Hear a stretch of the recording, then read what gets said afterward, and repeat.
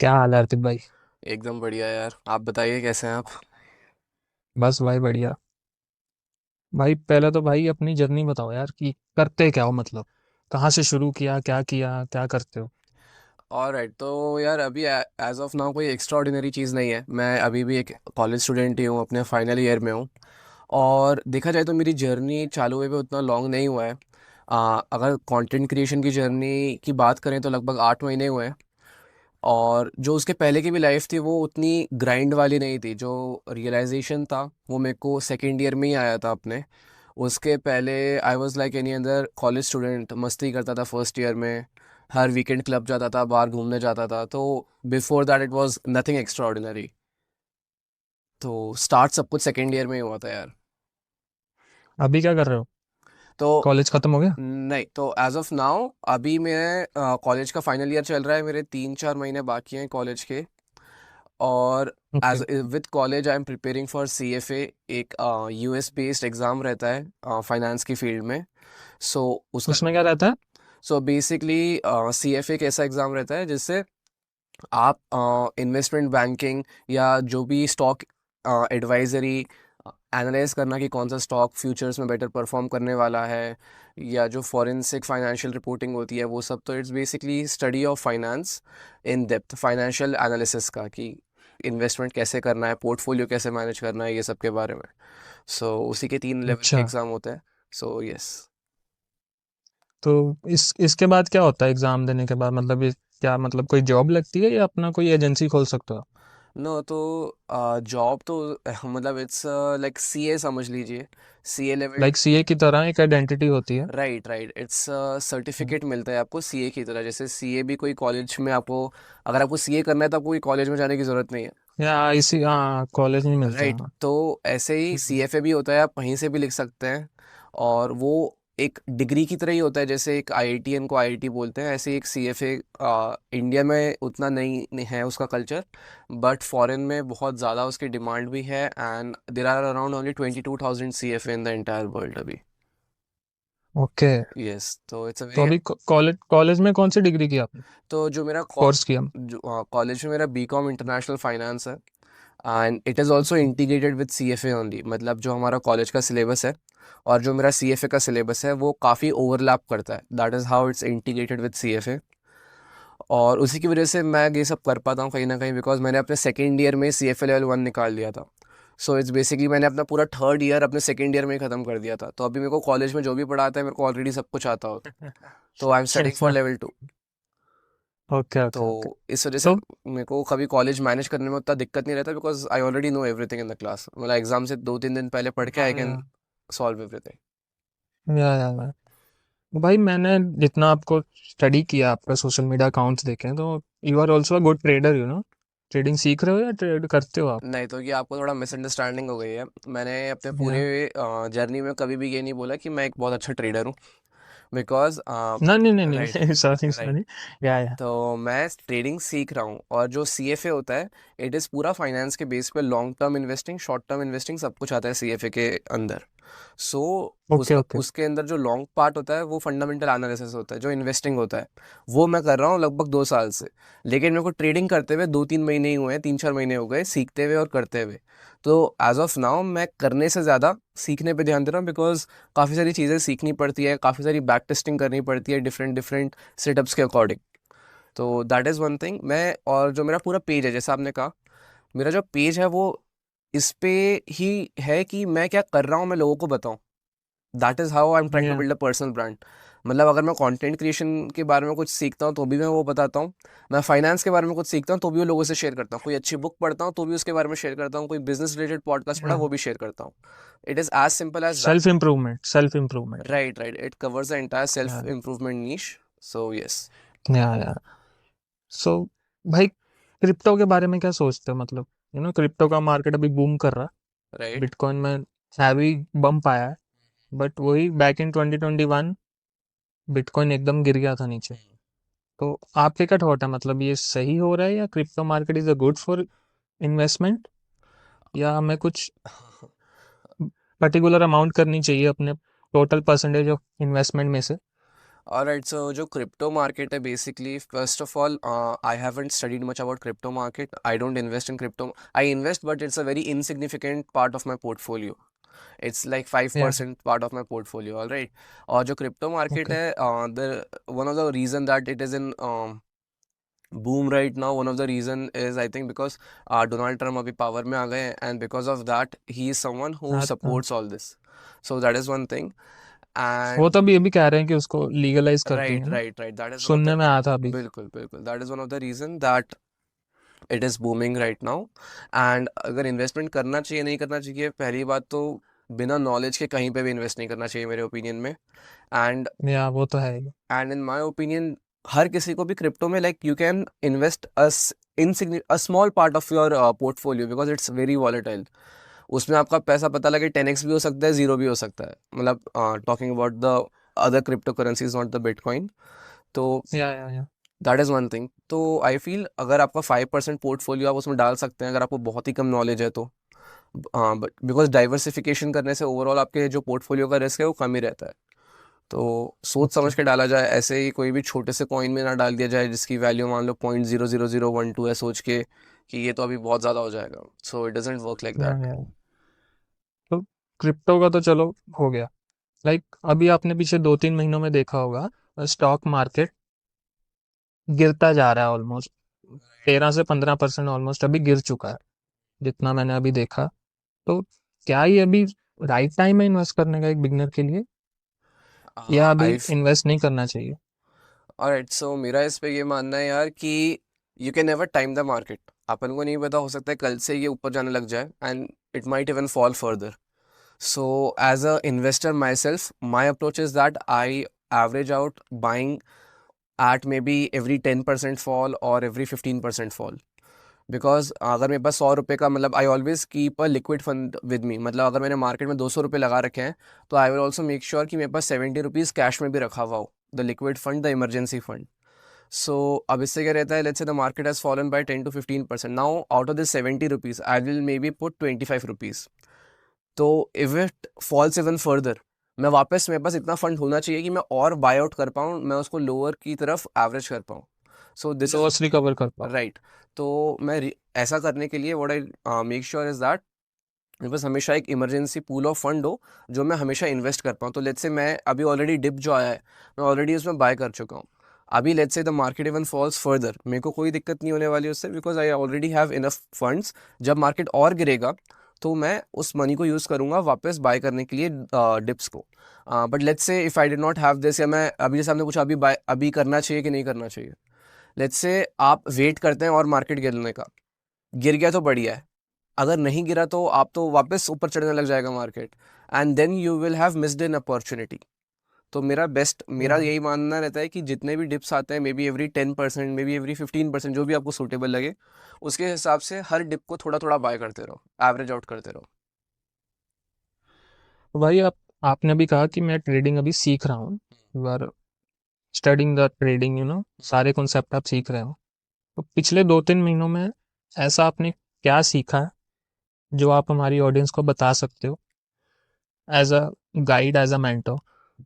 Alright, so यार मैंने जो सबसे इम्पोर्टेंट चीज़ सीखी है पिछले 3-4 महीने में वो है लिक्विडिटी कॉन्सेप्ट्स करके आता है एक स्मार्ट मनी कॉन्सेप्ट, जिसका बेसिकली जो क्रक्स है वो है लिक्विडिटी कॉन्सेप्ट. आप मोस्ट लाइक मैं इसके पहले भी ट्रेडिंग के बारे में काफ़ी वीडियोस देख रखा था. सपोर्ट रेजिस्टेंस, जो भी इंडिकेटर्स होते हैं, जो भी पैटर्न्स होते हैं, सबके बारे में बहुत पढ़ रखा था. लेकिन वो कभी काम नहीं करते थे मार्केट में. देन मेरे एक मेंटर है जिनसे मैं एक्चुअली सीखना चालू किया, and then I got to know about the smart money concepts. And the main agenda of smart money concept है लिक्विडिटी कॉन्सेप्ट. और अब एग्जैक्टली अगर मैं बहुत शॉर्ट में लिक्विडिटी कॉन्सेप्ट को डिफाइन करूं तो बेसिकली जो बड़े बैंक और इंस्टीट्यूशंस होते हैं, दे मेक श्योर लोगों के स्टॉप लॉस हिट हुए. Let's say they will create a या सपोर्ट, जैसे मान लो 100 पे सपोर्ट बना हुआ है, price goes to 110 comes back to 100, 120 जाता है, कम्स बैक टू 100 अगेन. तो अब जो 100 है उसके ऊपर बहुत सारे स्टॉप लॉस लगा रखे हैं लोगों ने. पीपल आर स्केर्ड भाई अगर 100 के नीचे गया तो मार्केट तो पूरा ही टूट जाएगा. Alright. So now what the smart money refers to the बड़े बैंक इंस्टीट्यूशन जिनके पास बेसिकली पावर है मार्केट का डायरेक्शन कंट्रोल करने की. What this people do is they purposely make they sell and they make sure the price falls below 100, maybe it touches 90, maybe it touches 95. पर अब क्या हुआ, जो बहुत सारे ऑर्डर्स थे, जो स्टॉप लॉस थे, वो एग्जीक्यूट हो गए, वो हिट हो गए, and because of this the बड़े बैंक और इंस्टीट्यूशन उनको पावर मिल गई अपना ऑर्डर प्लेस करने की. Because generally what happens is, जब भी कोई बड़े बैंक और institution, let's say they want to order 10,000 shares on a very large quantity, maybe 10,000 lakh shares. Okay, तो the moment they start placing these orders, price already 100 से 120 भाग जाता है, because the volume and the demand is so high. तो वो जो या liquidity है ना, वो मैच नहीं करती. But when they make sure that जैसे सपोर्ट बनाया 100 का, फिर उसको एक बार तोड़ा, तो क्या हुआ, जो इतने सारे लोग थे, रिटेल ट्रेडर्स थे, उन लोगों को लगा, उन लोगों को अपना शेयर सेल करना था, और इससे लिक्विडिटी आ गई. पहले अगर वो ऑर्डर ओके प्लेस कर रहे थे तो प्राइस भाग जा रही थी, बट अब डिमांड इतनी ज्यादा है सेलिंग की, अब वो बाय कर, वो सारी डिमांड को वो एब्जॉर्व कर रहे हैं, and that is how they are actually able to complete their orders. तो इससे जनरली क्या देखते हैं अपन, many times if you see the market, क्या होता है, 100 से 90-95 जाता है, and then it reverts back to may be 130-140, ऊपर बाउंस हो जाता है. Alright, it makes a yeah strong low and then bounces back. So this is the entire concept of liquidity. और इस पे ट्रेडिंग का यही रहता है कि we try to enter when banks are entering. हम पूरे वो ओके सपोर्ट, रेजिस्टेंस, ब्रेकआउट, ये सब देख के हम ट्रेड नहीं लेते हैं. हमें उसकी ओके नॉलेज, क्या देखना चाहिए फिर? वो अगेन थोड़ा बहुत डिटेल में कॉन्सेप्ट है, ऐसे नहीं बता सकता मैं, बट हाँ, बेसिकली समथिंग कि जैसा ये जब ऐसा होगा ना कि सपोर्ट टूटेगा, रेजिस्टेंस टूटेगा, तो द सर्टेन पैटर्न्स फॉर्म, और उस फॉर्मेशन के ऊपर ही जनरली मेरे को, जो मैं सीख रहा हूँ उसके हिसाब से हमें ट्रेड लेना चाहिए. थोड़ा बहुत करा भी है, so it's working out well as of now, पर अभी भी कॉन्फिडेंस उतना ज़्यादा नहीं है, तो उसी की प्रैक्टिस चल रही है अभी. ओके अर्पित। तो as a beginner, for example me, अगर मैं आज से ट्रेडिंग या इन्वेस्टिंग अपनी शुरू करना चाहता हूँ और मेरे पास सपोज 1 लाख रुपए मैं इन्वेस्ट करना चाहता हूँ, तो ऐसे क्या की पॉइंट्स हैं जिसको मुझे ध्यान में रखना पड़ेगा इन्वेस्टमेंट के कारण? बिकॉज एज अ बिगनर पता तो होता नहीं है क्या कैंडल स्टिक है, क्या पैटर्न आएंगे, कौन ऊपर जाएगा कौन नीचे जाएगा। हम्म. तो आप ऐसे क्या की पॉइंट्स या देना चाहोगे जो एज अ बिगनर मुझे ध्यान में रखने चाहिए, या अगर कोई भी शुरू करेगा उसको ध्यान में रखने चाहिए? ऑलराइट, तो पहली बात, यह आंसर हर किसी के लिए अलग अलग हो सकता है. आप कैसे पर्सन है ये आप पे डिपेंड करता है. फॉर एग्जांपल, अगर आपको ज़्यादा रिस्क चाहिए तो भी आप जानते हैं, हो सकता है आप ऐसे इन्वेस्टर हो जो जिसको भले रिटर्न कम चलेगा लेकिन लॉस नहीं चलेगा. दूसरी तरफ कोई ऐसा हो सकता है जिसको लॉस चलेगा रिटर्न, लेकिन उसको रिटर्न हाई चाहिए. तो वन थिंग या इज कि सब आपको पहले डिसाइड करना पड़ेगा आपका ऑब्जेक्टिव क्या है. ठीक है. फॉर एग्जाम्पल, जो जनरली यंग लोग रहते हैं, जैसे अभी मैं हूँ, मान लो मैंने अपने पहले 1 लाख रुपए इन्वेस्ट किए थे. ड्यू टू गॉड्स ग्रेस मेरे पास इतना कुछ फाइनेंशियल वो नहीं है कि मेरे पे अगर ये 1 लाख रुपए चले जाते हैं तो मैं सड़क पे आ जाऊंगा. ओके, मैं I come from a good yeah family, तो I am thanks to that कि मैं स्टेबल हूँ, और मैं वो 1 लाख रुपए लूज करना भी अफोर्ड कर सकता हूँ. तो आई वॉन्टेड मोर रिटर्न्स, भले ही उसमें थोड़ा ज़्यादा वॉलिटिलिटी हो, भले ही मेरे को कभी कभी लॉसेस देखने पड़ जाए. ऑलराइट. तो ओके एक और चीज़ तो मेरे लिए ये था, इसलिए मैंने ज़्यादातर जो अपना पैसा था वो स्मॉल कैप में इन्वेस्ट कर रखा था. But it depends again okay people to people कि आपको सबसे पहला आपका रिस्पॉन्सिबिलिटी है कि अपना ऑब्जेक्टिव समझना. और अगर आपको नहीं, लाइक अगर आप इनिशियली आपको अपने 1 लाख रुपए इन्वेस्ट करने ही है, अगर आपको स्टॉक्स के बारे में नॉलेज नहीं है, तो सबसे बेस्ट है आप म्यूचुअल फंड में कर दीजिए. मेरे हिसाब या से म्यूचुअल फंड में भी आप ओके अपना एक ऑब्जेक्टिव सोचिए, आप उसमें भी डिवाइड कर सकते हैं. 50% लार्ज कैप में डाल दीजिए, 30% मिड कैप में, 20% स्मॉल कैप में. तो वो एक डिसेंट पोर्टफोलियो ओके बन जाता है. But again it depends from person to person, उसके ऑब्जेक्टिव्स क्या हैं, उस मनी से क्या एक्सपेक्टेशन है उसकी.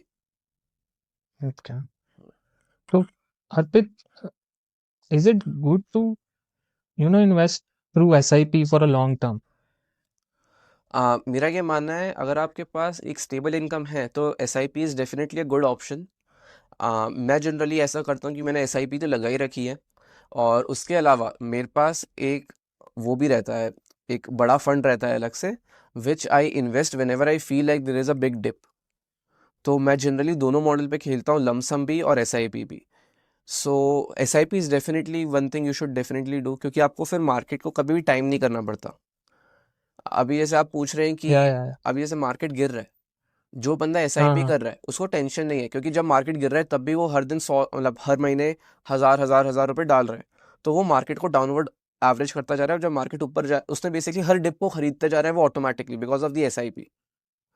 सो मेरे ओपिनियन हम्म। में तो S I P is a great thing, especially अगर बात करी जाए कॉलेज स्टूडेंट्स की या जो भी यंग ट्वेंटीज़ में, I see many of them face problem related to managing their money, और जो पर्सनल फाइनेंस होता है they end up spending, over spending it, taking loans. तो S I P is a great instrument to control that, कि आपका month start होते ही आप S I P लगा दीजिए कि आपके इतने पैसे कट आपका जाएंगे। पैसा निकल जाएगा, हाँ हाँ। Right, so the you can always survive on the remaining money, तो that's a great saving habit as well. You know, एस लोग कंफ्यूज पता किस में होते हैं, एक SIP और एक वर्ड आया SWP। ओके। तो इसमें क्या डिफरेंस है, आप बताओगे जरा तो यार एस आई पी में सिंपल मीनिंग ये रहता है कि आप हर मंथ आपके जो भी आपकी सैलरी है या जो भी आपका अकाउंट है उससे एक फिक्स्ड अमाउंट ऑफ मनी आपने जहाँ पे भी एस आई पी कर रखी है उसमें जाता रहेगा। फॉर एग्जांपल अगर आपने कोई भी लार्ज कैप फंड खरीद रखा है, तो हर महीने 1,000 रुपये की अगर आपने एस आई पी की तो हर महीने आपके बैंक अकाउंट से 1,000 रुपये कटेंगे और उस म्यूचुअल फंड में इन्वेस्ट हो जाएंगे। तो ये हो जाता है S I P, hmm. Systematic investment plan. और इन्वेस्टमेंट प्लान। दूसरा होता है एस डब्ल्यू पी, वो होता है सिस्टमेटिक विड्रॉल प्लान। इसमें क्या रहता है, अगर आपका जो कॉर्पस है, कॉर्पस मतलब आपने मान लो 10 साल तक इन्वेस्ट किया, अब आपके पास जो फंड है उसमें ऑलरेडी 2 लाख रुपए आ चुके हैं। अब सिस्टमेटिक विड्रॉल प्लान में क्या होगा, आप सिस्टमेटिक विड्रॉल प्लान लगाएंगे मान लो 5,000 रुपये का पर मंथ। अब 2 लाख रुपए में से हर महीने 5,000 रुपये का जो आपका स्टॉक है या जो भी आपका एसेट है वो बिकने लग जाएगा। तो मान लो आपने ये महीना स्टार्ट किया तो इस महीने के एंड में आपके पास 5,000 रुपीज़ बैंक में आ जाएंगे, और आपका जो एसेट होगा वो 2 लाख रुपये से 195 हो जाएगा। अगले महीने वो 195 का 190 हो जाएगा और अगेन 5,000 आ जाएंगे। जनरली ये चीज़ें रिटायरमेंट के टाइम ज़्यादा काम आती है, रिटायरमेंट प्लानिंग वगैरह के, जब एक फिक्स्ड इनकम नहीं रहती है और ऐसा कुछ करना रहता है। सो that is the main difference. और एक ये भी है, SWP करने के लिए आपके पास एक चंक ऑफ अमाउंट होना चाहिए, है ना? डेफिनेटली डेफिनेटली आपका एक कॉर्पस होना हम्म चाहिए, क्योंकि आपको कोई आगे से गवर्नमेंट हम्म गवर्नमेंट पैसा नहीं देने वाली है। अब वो आप ही का हम्म। पैसा है जो आपको धीरे धीरे करके दिया जा रहा है। अगेन और इसका वो कॉर्पस भी SIP के थ्रू ही बनेगा, वो या तो कैसे भी, आपका लमसम से बनेगा? या हाँ, राइट राइट, आप ही पर वो आप ही का या पैसा होगा। इसका भी मेन रीज़न हाँ हाँ यही हाँ। है कि लोग जनरली मान लो किसी के पास एक ही बार में 20 लाख रुपए आ गए तो उसने गाड़ी खरीद ली, हम्म। मकान खरीद लिया कुछ, या तो वो वेस्ट हो गया पूरा। तो ये ना हो इसी के लिए या सिस्टमेटिक विड्रॉल प्लान भी रहता है, एक सैलरी की तरह आपके पास आप ही का पैसा आता रहता है धीरे धीरे करके। ठीक है। तो लोग अभी पता क्या कर रहे हैं ना, SIP तो चलो वो कर रहे हैं, तो कई लोग, जो अभी एक काम चालू हुआ है ETF, हम्म कुछ ब्रोकर्स, लाइक 100 रुपए का एक ETF आता है, उसके अंदर टॉप 50 कंपनीज इंडिया की, उसके अंदर आपका 100 रुपये इन्वेस्ट हो जाता है थ्रू ब्रोकिंग। हम्म तो वहां पर इन्वेस्ट करना सही है for a big amount, like कुछ लोग SIP की जगह उसकी तरफ इन्वेस्ट कर रहे हैं, लाइक SIP में नहीं कर रहे हैं, वो हर महीने जाते हैं, एक डेट फिक्स करते हैं और अपनी अमाउंट ETF के अंदर इन्वेस्ट कर देते हैं। ऑलराइट। This is right. तो देखो, राइट और नॉट का फैसला लेने वाला मैं नहीं हूँ, सबके अपने पैसे हैं, उनकी डिसीजन है, but ETF is also a safe option depending आपका ऑब्जेक्टिव क्या है। जैसे अभी अगर आप निफ्टी 50 में ही करना चाहते हैं इन्वेस्ट, निफ्टी 50 का अलग से ETF आता है। तो hmm investing in ETF is as good as investing in large cap funds of a mutual fund, और it is as good as buying और investing in all the top 50 companies of India. ठीक है। तो ETF from that manner is a very good option, कि अगर आपको clear है आपको क्या इन्वेस्ट करना है, अगर आपको मान लो बैंक्स में ही इन्वेस्ट करना है तो आप बैंक का ETF खरीद लीजिए, कोई भी बैंक 20 वगैरह होता है, तो then it is not a problem. और मेरे हिसाब से काफ़ी इजी चीज़ है, बिकॉज लेट्स से निफ्टी 50 किसी को एक्चुअली या तो उसको म्यूचुअल फंड के थ्रू जाना पड़ेगा। अब म्यूचुअल फंड और ETF में काफ़ी, जैसे म्यूचुअल फंड में अगर वो जाता है तो उसको काफ़ी सारे एग्जिट लोड, एंट्री लोड, कहीं ना कहीं मैनेजमेंट फीस वगैरह भी देनी पड़ती है, वेराज ETF में ये सब बिल्कुल नहीं होता।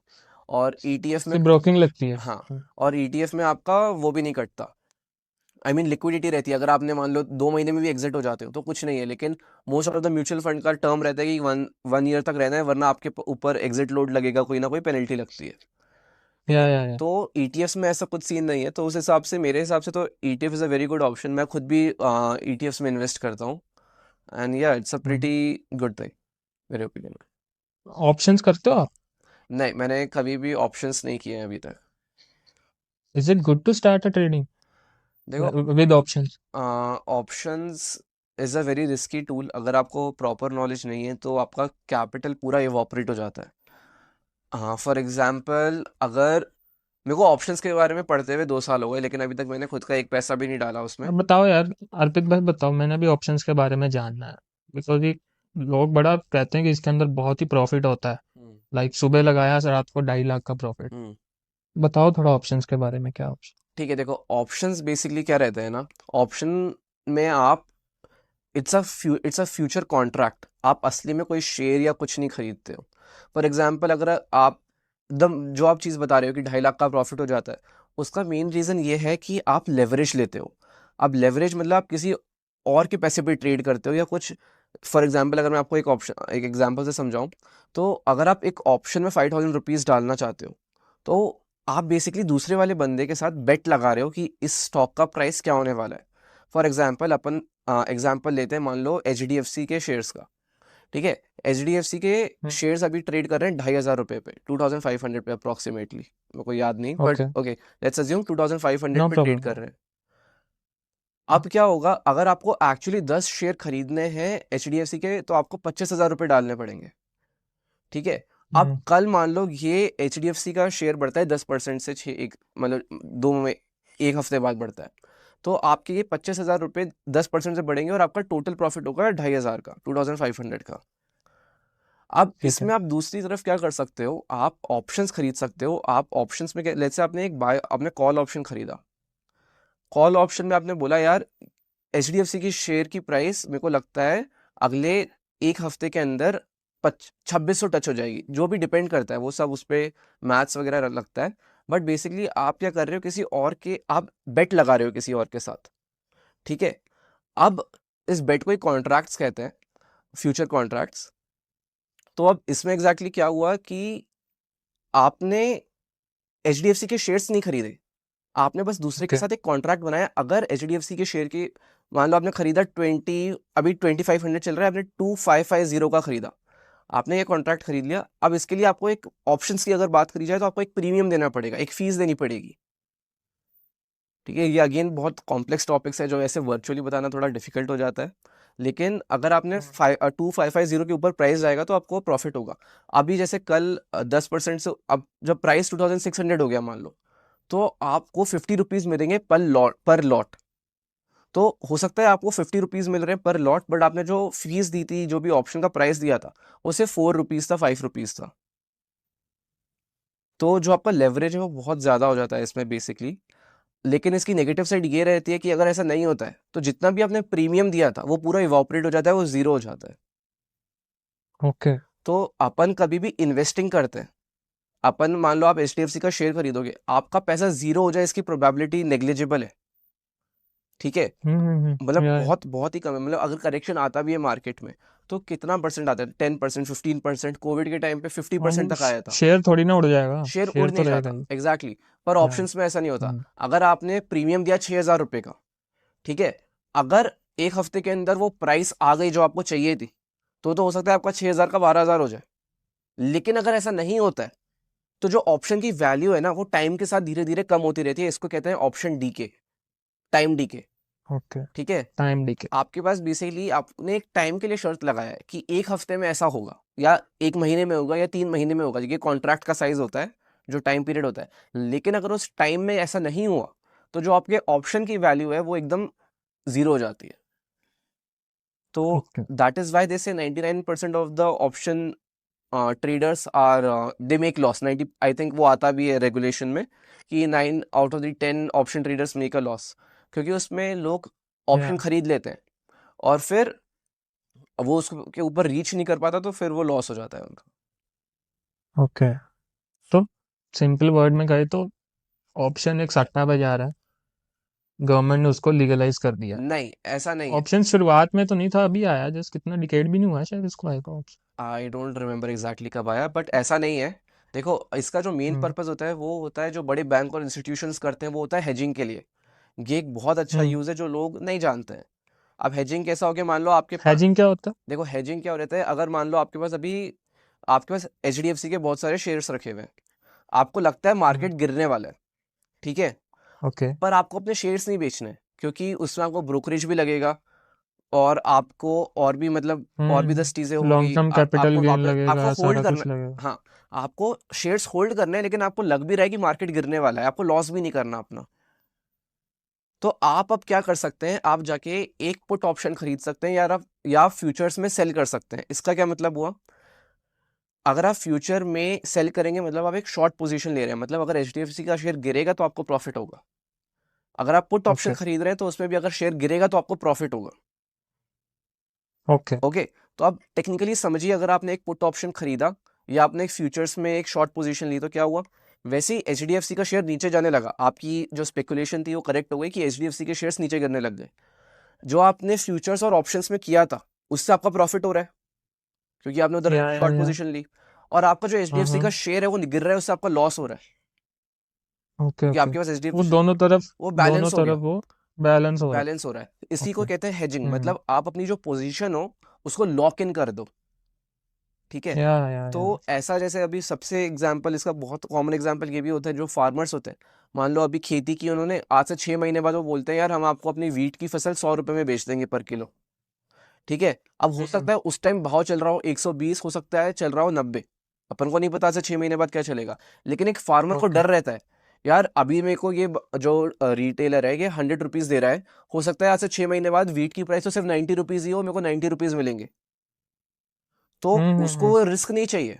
देखो जो रिस्क है उसका मतलब ये नहीं होता कि लॉस हो, काफी लोग रिस्क को लॉस से या कन्वर्ट मानते हैं। रिस्क का मतलब होता है हम्म। अनसर्टेनिटी, प्रॉफिट भी हो सकता है लॉस भी हो सकता है, ओके। राइट। क्योंकि हाँ हाँ। अपन रिस्की एसेट्स बोलते हैं, रिस्की स्टॉक्स बोलते हैं, क्रिप्टो करेंसी रिस्की है, तो इसका मतलब ये थोड़ी ना इनमें लॉस होता है। इसमें लॉस हो सकता है लेकिन रिटर्न भी बड़ा बन सकता है। तो ऐसे ही जैसे अभी वो हम्म। फार्मर है, उसको इतना झंझट नहीं चाहिए कि उसका प्रॉफिट होगा कि लॉस होगा, उसको एक चैन चाहिए, उसको सेटिस्फैक्शन चाहिए कि आज से 6 महीने बाद मेरे को ये चीज़ के 100 रुपये मिल जाएंगे।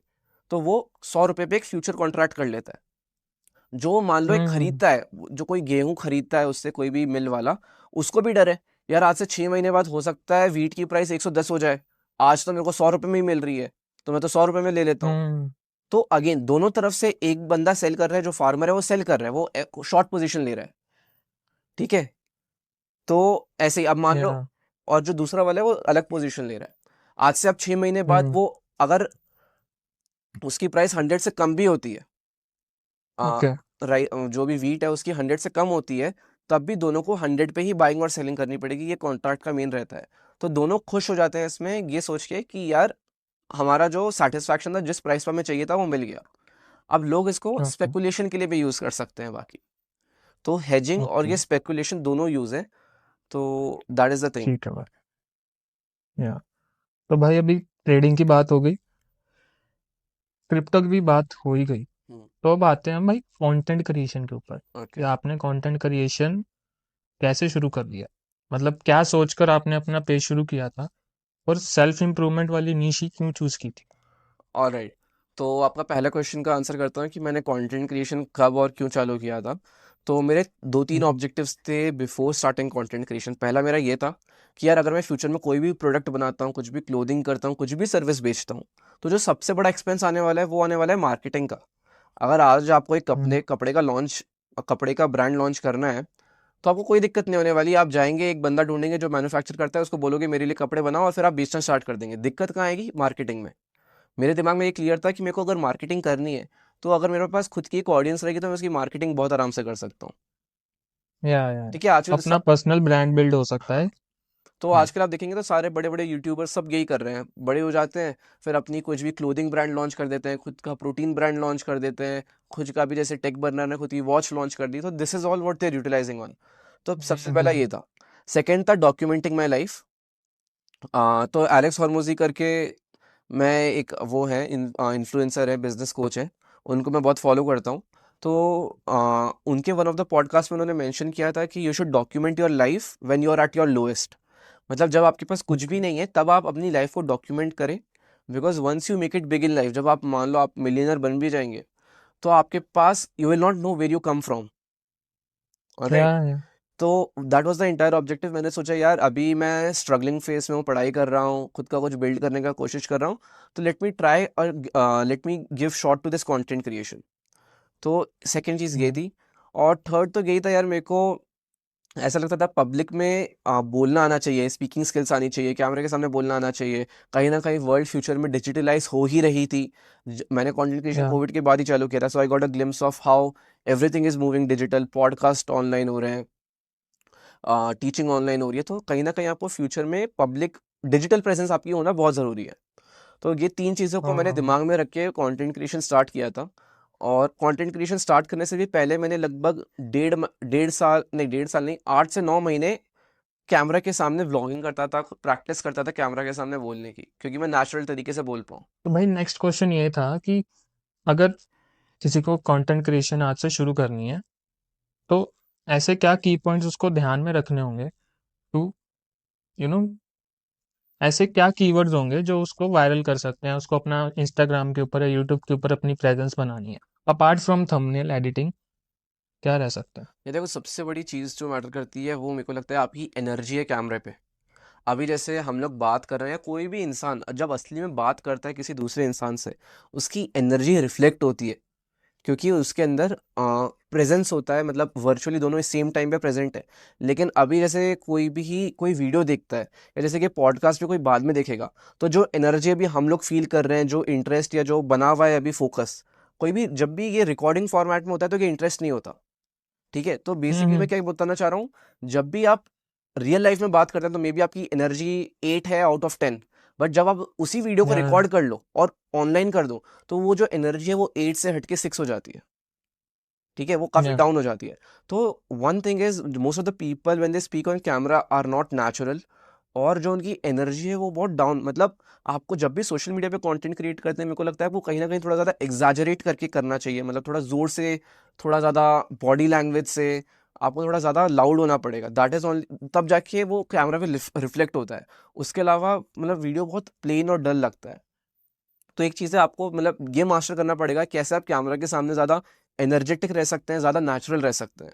पहली बात तो ये हो गई। सेकंड, आपको अपना ट्रू सेल्फ दिखाना पड़ेगा, क्योंकि यार अगर आप लेट्स से आपको एक आपका कंट्रोवर्शियल ओपिनियन है, जो आप मे बी जो आप मानते हैं, सो अगर आप उसको, I feel if you share that then only people relate more to it. Because let's say मान लो आपको कुछ भी एक्सपीरियंस है, मान लो आपको मैथ्स में या साइंस में कोई एक चीज़ नहीं पसंद, नहीं एक्चुअली ये हटा देना, ये बेकार example. Basically what I am कोई ट्राइंग, बात नहीं, कोई हाँ, बात। What I am trying to हाँ। टेल इज, आपको अपनी नेचुरल चीज़ें करनी पड़ेगी जो आप करते हैं। आपको जो अपने इमोशंस हैं वो दिखाने पड़ेंगे, क्योंकि यार जो चीज़ आपको फील हो रही है वो 100 और लोगों को फील हो रही है, और अगर आप वो चीज़ नहीं बताना चाहते, तो हो सकता है दूसरे भी वो चीज़ नहीं बताना चाहते। तो अगर आप वो या बता देंगे तो लोग उससे इमीडिएटली ज़्यादा रिलेट करेंगे कि हाँ यार, मेरे मन में भी एग्जैक्ट सेम चीज़ चल रही थी, इसने एग्जैक्टली जोर से बोल दी। सो दैट वो लोगों को ओके वो ट्रू फैक्टर, आपकी जो पर्सनालिटी है, जो पर्सनल टच है, वो बन जाता है उससे। ओके। और इसके अलावा एक चीज़ यार, मैं आई फील इंस्टाग्राम या सोशल मीडिया पे आपको कहीं ना कहीं, अगर आप पर्सनल ब्रांड बना रहे हैं, तो आपको लोगों को इन्फ्लुएंस करना पड़ेगा, लोगों को इंस्पायर करना पड़ेगा। That only happens when you have a goal. मतलब जैसे हम्म। आजकल मैं देखता हूँ बहुत सारे लोग व्लॉगिंग करते हैं अपना कंटेंट स्टार्ट करने के लिए। पर यार एक सिंपल सी चीज़ बताइए, मैं कोई भी रैंडम पे जो बंदा स्ट्रीट पे चल रहा है, मैं उसकी लाइव सुनने में या लाइव देखने में इंटरेस्टेड क्यों होऊंगा? मैं अक्षय कोई कुमार भी नहीं होगा। मैं अक्षय कुमार हम्म की लाइव देख सकता हूँ, विराट कोहली की लाइव देख सकता हूँ, सब हम्म। लोगों का व्लॉग है, कुछ ना कुछ कंटेंट है। मैं किसी रैंडम बंदे या की जो एक छोटे से घर में रह रहा है उसकी लाइफ में क्यों इंटरेस्ट लूंगा? तो काफ़ी सारे लोग नहीं लेंगे। सोचते ही नहीं है लोग ऐसा। तो अगर हम्म। आपको कंटेंट बनाना है तो थोड़ा उसको डॉक्यूमेंटिंग की तरफ करिए। देखो, डॉक्यूमेंटिंग और व्लॉगिंग में क्या डिफरेंस है, लोगों को ये भी नहीं पता। डॉक्यूमेंटिंग एक गोल की होती है, documenting to become a best soccer player in the world. मैं दिखा रहा हूँ कि मैं रोज कैसे अपने एक फुटबॉल सॉकर प्लेयर बनने की जर्नी पे रोज काम कर रहा हूँ। ये हो गया डॉक्यूमेंटिंग फॉर्मेट में। मैं लोगों को दिखा रहा हूँ यार, रोज मैं फाइनेंस पढ़ने के लिए, स्टॉक मार्केट सीखने के लिए, कंटेंट क्रिएशन के लिए क्या क्या कर रहा हूँ। तो लोग इंस्पायर होते हैं, यार ये बंदा छोटे से घर में, ये यहाँ से आता है, इसका ये बैकग्राउंड है, तब भी ये ग्राइंड कर रहा है, एक एफर्ट डाल रहा है कुछ बनने के लिए। और लोगों को भी लर्निंग्स मिलती है। जैसे अभी मान लो मैं बिजनेस के बारे में सीख रहा हूँ, तो जो भी लोग बिजनेस के बारे में सीखना चाहते हैं उनका भी इंटरेस्ट आएगा, यार अर्पित ने क्या सीखा, वो कहाँ से सीख रहा है। तो अगेन दैट हेल्प्स मी। लेकिन अगर मैं उसकी जगह एक सिंपल सा एग्जैक्ट सेम चीज़ दिखाऊं, लेकिन इस फॉर्मेट में मैं सुबह उठा, खाना खाया, बिजनेस के बारे में पढ़ा, सो गया, मैं ये नहीं बताऊं कि मेरा एक गोल है, तो लोगों को लगेगा ये तो वापस ऑर्डिनरी एक लाइफ से जी रहा है, लोगों को नहीं इंटरेस्ट आएगा। पर अगर आप उसको थोड़ा सा राइट। चेंज फॉर्मेट करो, यार मेरा गोल है एक बिजनेस कोच बनना, उसके लिए मैं सुबह उठता हूँ, खाना खाता हूँ, फिर बिजनेस की पढ़ाई करने बैठता हूँ, और मैंने आज बिजनेस के ये लेसन सीखे, तो उससे वो काफ़ी सेम, बहुत सिमिलर कंटेंट है, लेकिन अप्रोच बहुत डिफरेंट हो जाती है मेरे ओपिनियन में। ओके। तो भाई आपको क्या लगता है कि अगर किसी को कंटेंट क्रिएट करना है और अगर वो फुल टाइम कंटेंट क्रिएटर बनना चाहता है, तो उसको पैसों के पीछे भागना चाहिए या अच्छे कंटेंट की तरफ भागना चाहिए? ठीक है, देखो फेम के साथ या पॉपुलैरिटी के साथ पैसा अपने आप आ जाता है। ठीक है, या स्पेशली अगर आपको लॉन्ग टर्म में खेलना है तो आपको फेम के पीछे, ऑथेंटिसिटी के पीछे ही जाना पड़ेगा। फॉर एग्जाम्पल, जब मेरा पेज सबसे पहले 100 के टच हुआ था, मेरे को सबसे पहले जो डील्स आई थी वो आई थी बेटिंग कंपनीज की, या मतलब दैट्स, अगर आप एक anyone who is in the content creation field can understand this, सबसे ज़्यादा जो कॉमन प्रमोशंस आते हैं वो बेटिंग कंपनीज के आते हैं। तो despite that, and those companies were ready to pay me 2 lakh rupees, 1.5 lakh rupees for a single reel. तो बीइंग अ अच्छा। कॉलेज स्टूडेंट, उसके लिए एक रील के लिए इतना पैसा मिलना बहुत बड़ी बात होती है। तो भाई बहुत है। तो yet I did not go for that, and I feel anyone should not go for that, क्योंकि अगर एक बार वो कर लिया होता तो मेरा जो पूरा ब्रांड इमेज मैंने बनाया था वो एक ही बार में बर्बाद हो जाता। ठीक है, या so going for the money, like you may be you will make money in the short term. जो भी पैसे के पहले पीछे भागता है वो पहले के 2-3 महीने, 4-5 महीने बहुत पैसा छाप लेगा, लेकिन उसके बाद लॉन्ग टर्म में ही विल नॉट सस्टेन। तो आई बिलीव अच्छा। आपको अपना एक ब्रांड ऑथेंटिसिटी दिखानी चाहिए, भले ही उसमें पैसे कम मिले, पैसे इवेंचुअली आ ही जाएंगे फेम के साथ। तो अर्पित भाई, जब आप एक वीडियो क्रिएट करते हो, लाइक शूट करते हो, तो एक टॉपिक पे बनाते हो ना, एक आप वीडियो की ये टॉपिक है, तो क्या सोचकर वही टॉपिक चूज करते हो कि हाँ मुझे यही टॉपिक पे वीडियो बनाना ठीक है, तो जो मेरे टॉपिक्स हैं वो बहुत इस चीज़ पे रहते हैं कि पहली चीज़, मैं कितना बिलीव करता हूँ उस चीज़ पे। ठीक है, how much do I follow that thing, and how much has that helped me. तो लेट्स से अगर मैं फिटनेस की बात कर रहा हूँ, तो फिटनेस ने मेरी लाइफ चेंज करने में बहुत इंपॉर्टेंट रोल प्ले किया है। It gave me that confidence, it taught me discipline, रोज सुबह उठना, सेम डाइट खाना, जिम जाना। That is why I encourage that in a lot of my videos. तो बेसिकली जो भी चीज़ मेरी लाइफ में इम्पैक्टफुल होती है, एंड आई फील वो दूसरे की लाइफ को भी इम्पैक्ट कर सकती है, that is how I decide ideas. इसके अलावा there is so much knowledge around this, books हो गए, पॉडकास्ट हो गए। I always keep coming across कुछ ना कुछ दैट हेल्प्स मी। कई बार वो मेरे इमोशंस के बारे में होता है कि पहले मैं मे बी बहुत सीरियसली लेता था चीज़ों को, कोई दोस्त पार्टी में नहीं बुलाया ये वो, बट इवेंचुअली मेरे को रियलाइज़ हुआ ये सब तो टाइम पास था may be. So I try out कि जो मेरे से छोटे लोग हैं, अगर, या मेरे से बड़े भी लोग हैं जिनको अभी तक कोई चीज़ें रियलाइज़ नहीं हुई है, अगर मेरी बातों से उनको ये चीज़ें रियलाइज़ हो जाती है, क्योंकि मेरे को भी किसी ना किसी की बातें सुन के रियलाइज़ हुआ था, तो आई थॉट व्हाई नॉट है? Do the same. So that is the thing, जो भी लोगों को हेल्प करे I try to make that. भाई तुम्हें भी कभी वो होता है क्या, जैसे कोई रात को आइडिया आया, लाइक सुबह उठ के इस टॉपिक के ऊपर हम वीडियो शूट करेंगे या रील शूट करेंगे, तो अंदर एक यार क्यूरियोसिटी रहती है ना कि हाँ यार, एक एंग्जाइटी रहती है कि हाँ सुबह उठ के करना ही करना है। बिल्कुल तो बिल्कुल।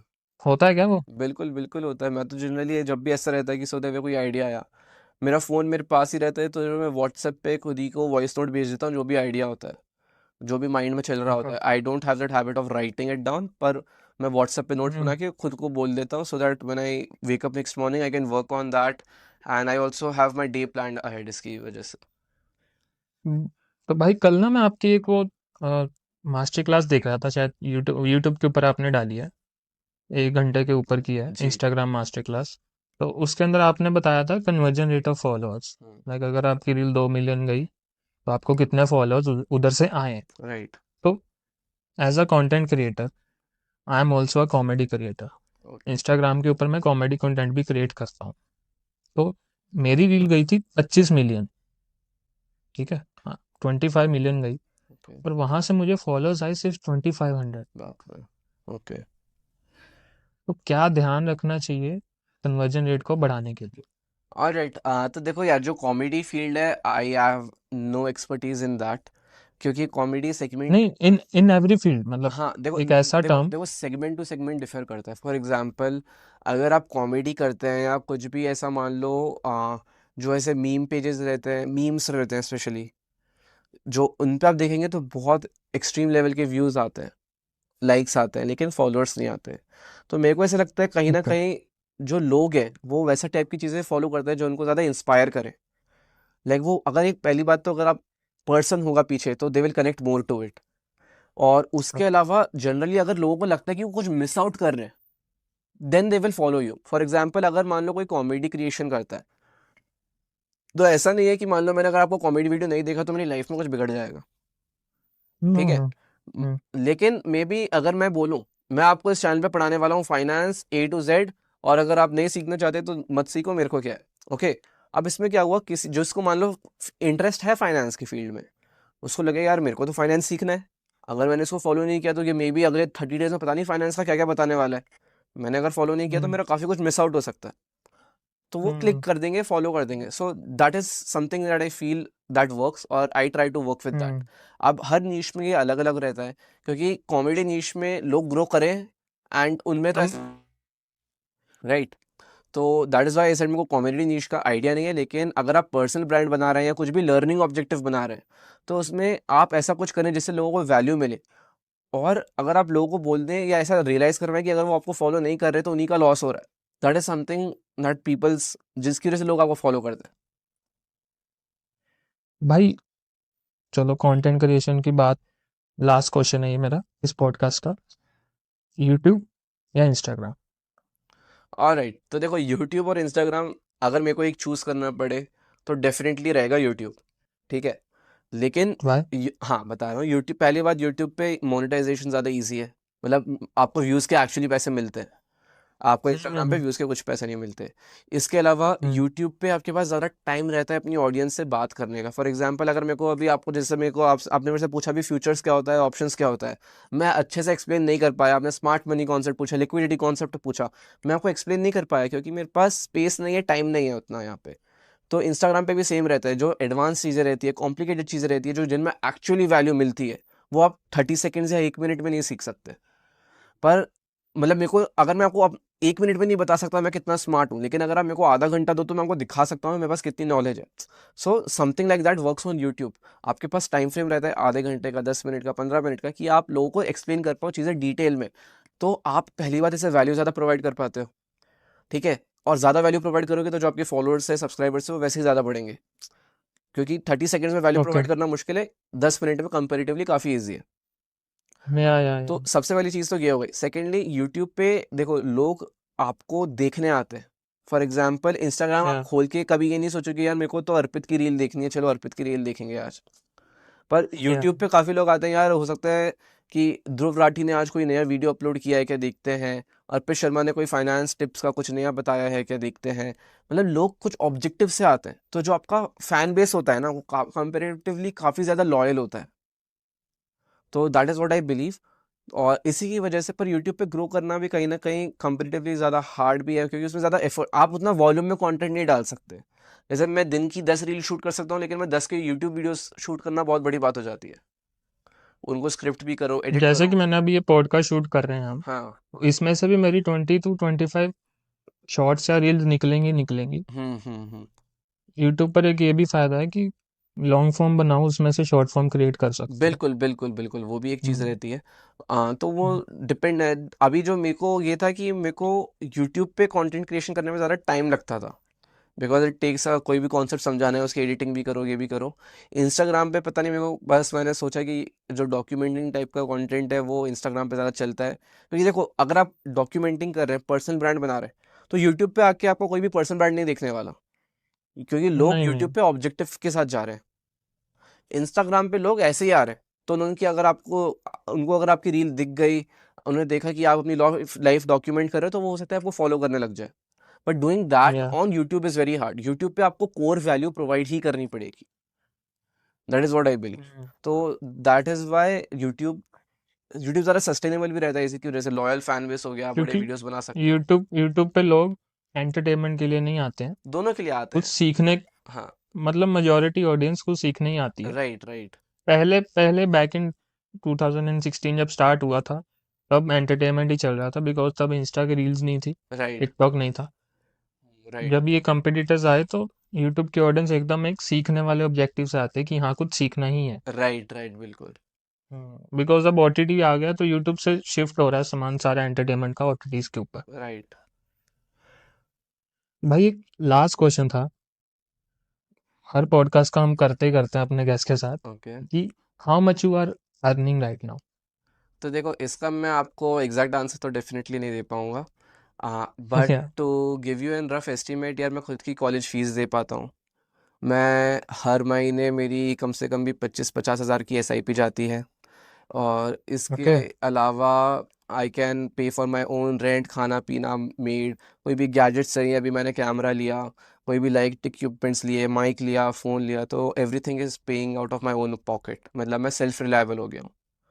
सो मतलब इतना बता सकते हो, 4 फिगर्स 5 फिगर्स एक सेकेंड, एक दो तीन चार, हाँ 6 फिगर्स के अंदर ही है वो, not 7 figures yet, but 6 figures per per month, month? Yes yes 6 figures per month. Okay, तो कहाँ से आता है? मतलब content creation is a main stream, या yes. Stock market trading is also? No, so मेरा ये ईयर का ऑब्जेक्टिव है कि जो भी मेरी मेजॉरिटी ऑफ द इनकम है वो इंस्टाग्राम या कोई भी कंटेंट क्रिएशन फील्ड से ना आए, but as of okay. Now most of my income is only coming from content creation. मैं ऑलरेडी ओके, एक प्रोटीन ब्रांड का स्पॉन्सर भी कर रखा है मैंने, आई एम एथलीट ऑफ हफ्ता। या मैंने देखा था। राइट, और उसके अलावा मेरे को कहीं ना कहीं हर मंथ डील्स आती रहती है, यूट्यूब की भी आने लग गई है, इंस्टाग्राम की भी आने लग गई है, तो अभी तो हम्म। मेजॉरिटी ऑफ द इनकम वहीं से हो जाती है मेरी। ओके भाई। उसके अलावा यूट्यूब वगैरह पे भी मेरा यूट्यूब भी मोनेटाइज्ड है, तो उससे भी एक डिसेंट इनकम आना स्टार्ट हो गया है।